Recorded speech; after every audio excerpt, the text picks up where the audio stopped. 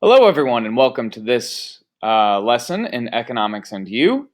I am your host, Mr. Samuelson. Today, we are going to be looking at... Hey, I went to the end of the lesson. Let's go to the front. Here we go. Economics and You. Today, we're going to be looking at the demand curve. The demand curve is just that line that shows how price and quantity helps us to identify exactly how much of a product is demanded by the public and where that price should be set. Now, this is most often shown in a demand curve, and we're going to be focusing today on that demand curve. Now, changes in demand or in quantity demanded are best shown on a graph, and we see a graph right here that aligns our price and our quantity. So if, for example, the price is $90, the quantity demanded is 1. It's a low number. If, however, that price were to drop to, say, 50, the quantity demanded jumps up to 5. So as price goes down, quantity demanded increases. That's the relationship that these graphs will show. Now, demand schedules are best shown in tables, and you can put that table into a graph simply by looking at our ordered pairs: 90 to 1, 60 to 4, 10 to 9. I won't reteach you your basic math skills here, but we know how to plot points onto a graph, and that is what we're doing here. Now, the determinants of demand, the biggest one is price, right? And we know this. We've talked about the law of demand before. The law of demand states that quantity demanded is affected by price, ceteris paribus. Ceteris paribus meaning all things being equal. Always remember that. If everything else is equal, price is going to impact demand. That is, when the price goes up, demand goes down. When the price goes down, demand goes up. If we factor everything else out, this will always be true. The thing is that ceteris paribus is a fallacy. It's incorrect, right? Other things are not equal. Other things change in our economy. So today we're going to be looking at 5 factors which also have some sort of impact on demand. But first, big picture, law of demand. Don't forget this one. When price goes up, quantity demanded goes down. When price goes down, quantity demanded goes up. Don't forget that one. All right. Population change. This is one thing that can affect demand. If everything else remains equal, but the population of an area is increasing, that is, your town had 50,000 people one year, and then 10 years later, they've got 60,000 people. That's more people needing more goods, creating more demand. Nothing else needs to have changed in that economy, and just the fact that you have more people means that demand is increased. And likewise, if the population decreases, the demand for goods decreases.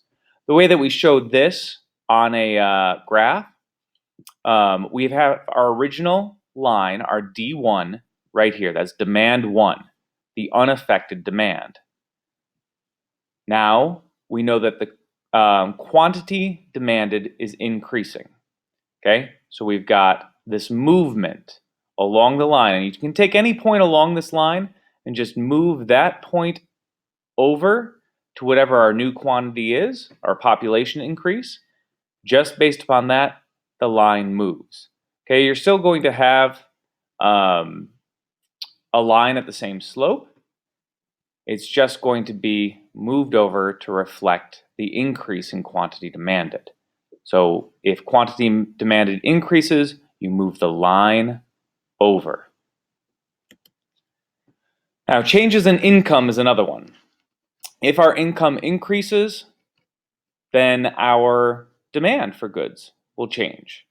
We have more money to spend, and therefore we're going to have more demand because it's not as costly in comparison for us to get goods. Now, on an individual level, this makes sense, but it also makes sense if you think about society as a whole.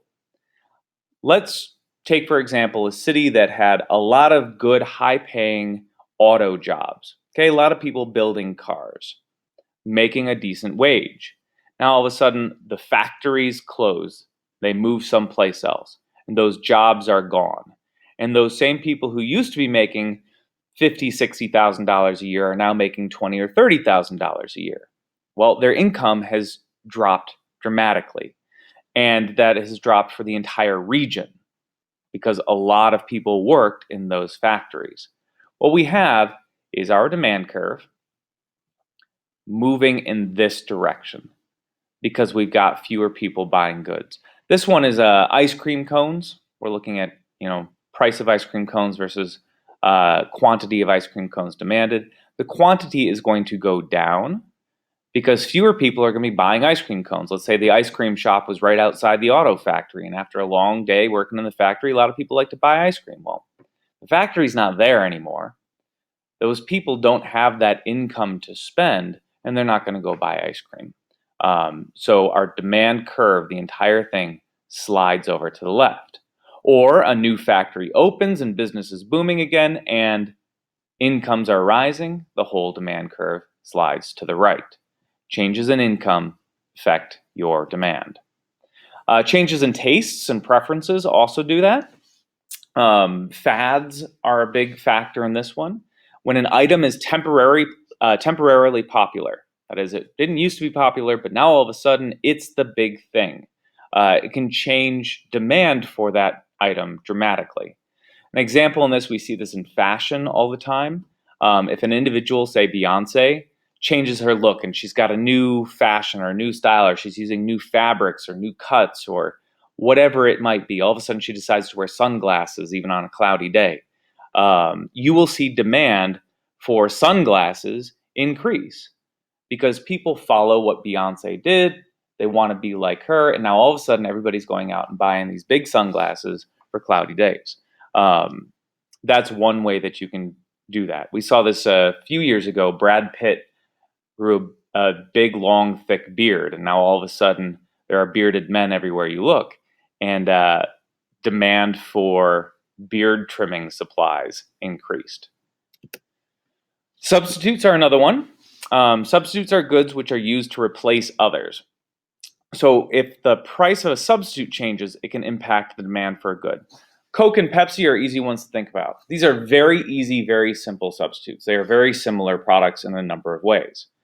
If Coca-Cola were to increase its price, and all of a sudden you walk into a store and instead of being $1 for a can of Coca-Cola, it's $1.50, and you see that Pepsi that's still sitting there and it's still at $1, well, that's going to impact sales of Pepsi. When a substitute's price decreases, demand for your product will decrease as well. So if Pepsi were to, say, decrease their price, demand for Coke will decrease. Demand for Pepsi will increase. If Coke increases their price, demand for Coke decreases and demand for Pepsi increases. One product doesn't necessarily need to do anything. Pepsi can just keep its price fixed, not change it at all, but an increase in the price of Coke will lead to an increase in demand for Pepsi, and vice versa. All right. Complementary goods. Complementary goods are another one that's important for us to know and understand. These are goods which are generally bought and sold together. So demand for them are linked to each other. And if the price of a complement decreases, demand for the product will increase.